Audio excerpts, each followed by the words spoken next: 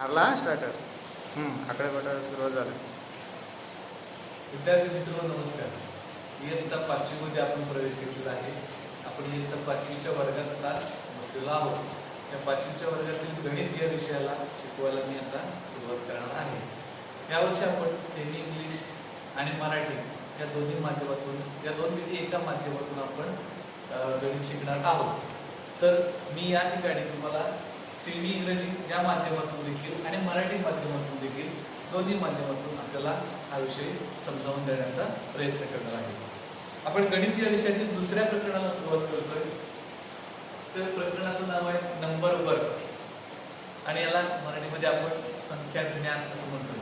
आपण इयत्ता 1ली ते 4थी या वर्गात देखील गणित शिकलेलो आहोत. संख्यांचा अभ्यास केला, अंक लिहिले, पण ते अंक आपण मराठीतून लिहिले होते.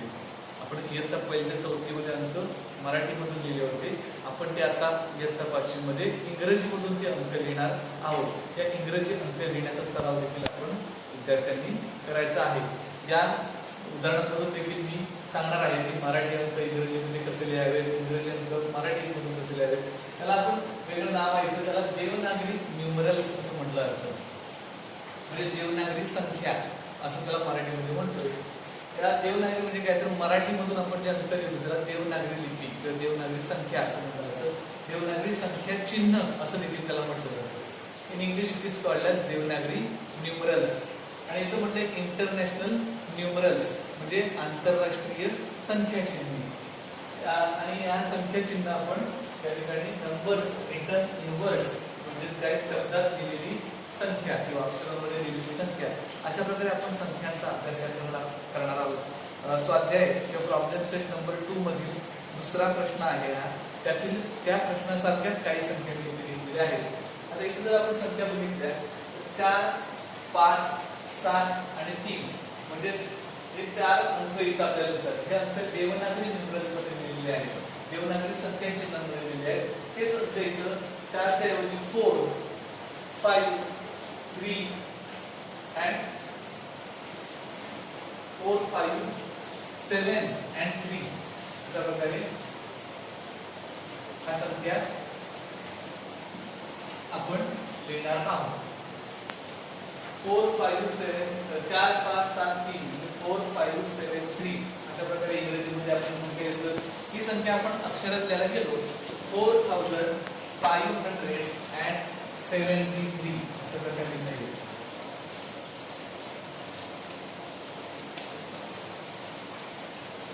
4573 अशा प्रकारे इंग्रजीमध्ये आपण लिहितोय. जर मराठीमध्ये लिहायला गेलो तर 4573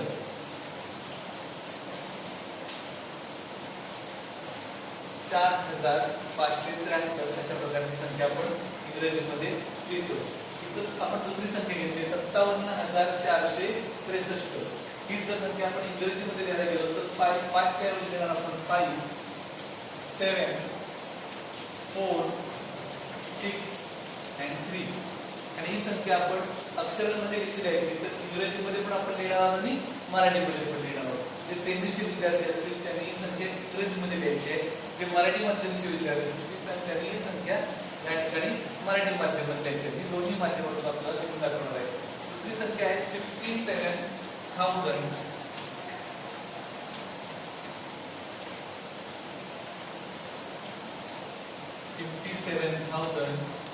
त्यानंतर 463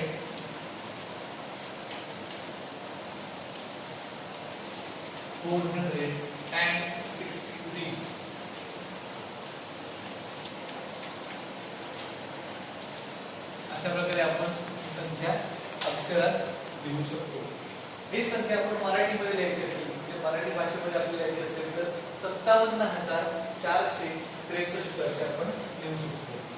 57,463 म्हणजे 63 अशा प्रकारे आपण ही संख्या मराठीमध्ये अक्षरात लिहितो.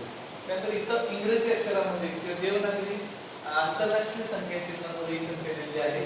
इंटरनॅशनल न्यूमरल्स त्याला आपण देवनागरी लिपीमध्ये किंवा देवनागरी 5 च्या ऐवजी आपण इथं मराठीमध्ये लिहिणार 5, 6 च्या ठिकाणी लिहिणार 6, 4 च्या ठिकाणी 4 च्या ठिकाणी लिहिणार 4 आणि 8 च्या ठिकाणी लिहिणार 8. म्हणजे 5648 अशा प्रकारे आपण ती मराठीमध्ये वाचणार आहोत आणि 5648 असं आपण त्याला इंग्रजीमध्ये लिहिणार आहोत. पहिल्यांदा आपण इंग्रजीमध्ये लिहूया 5648 ही संख्या आपण मराठीमध्ये लिहिणार आहोत 5648.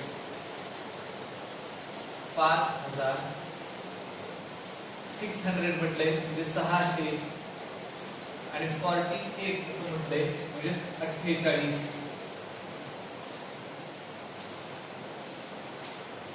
अशा प्रकारे ही संख्या आपण मराठीमध्ये. आता या ठिकाणी आपण दोन्ही प्रकार बघितले की देवनागरी संख्यामध्ये आंतरराष्ट्रीय म्हणजे कसं लिहायचं, आंतरराष्ट्रीय संख्या चिन्ह असेल तर देवनागरी संख्या चिन्हामध्ये कसं लिहायचं. आता इथं अक्षरांमध्ये संख्या दिलेली आहे त्याला आपण दोन्ही भाषेमध्ये लिहून बघूया. तिथे म्हणजे 64,785. पहिल्यांदा म्हणजे 64,000 म्हणजे इथे येणार 64 64. त्यानंतर 700 म्हणजे 100 प्लेस येणार आहे 7 and 85 म्हणजे 85. 85 अशा प्रकारे संख्या येत आहे. ही संख्या आपण मराठीमध्ये कशी लिहिली 64,000. या ठिकाणी आपण 64 लिहिणार आहोत. 64,785 मराठीमध्ये आपण त्याला लिहिणार आहोत 64,785. 64,785 64,785 अशा प्रकारे ही संख्या आपण देवनागरी लिपीमध्ये लिहिली आहे. ते देवनागरी संख्या चिन्हामध्ये लिहिली आहे. तीच आपण 64,785 ही इंटरनॅशनल न्यूमरल्समध्ये लिहिली आहे. तर या ठिकाणी आपण बघतोय की इंग्रजी अंक कसे लिहिले जातात, मराठी अंक कसे लिहिले जातात हे देखील आपण बघितलेलं आहे. त्याचबरोबर ही संख्या मराठी भाषेत देवनागरी संख्या चिन्हामध्ये, आंतरराष्ट्रीय संख्या चिन्हांमध्ये आणि शब्दांमध्ये कशी लिहिली जाते हे आपण पाहिलेलं आहे. अशा प्रकारे आपण संख्यांचा थोडासा अभ्यास या पाठामध्ये केलेला आहे. प्रॉब्लेम सेट 2 म्हणजे उदाहरण संग्रह 2 त्यामध्ये या संख्यांशी संबंधित असलेली काही उदाहरणं आहेत ती आपण सोडवण्याचा प्रयत्न करावा. धन्यवाद.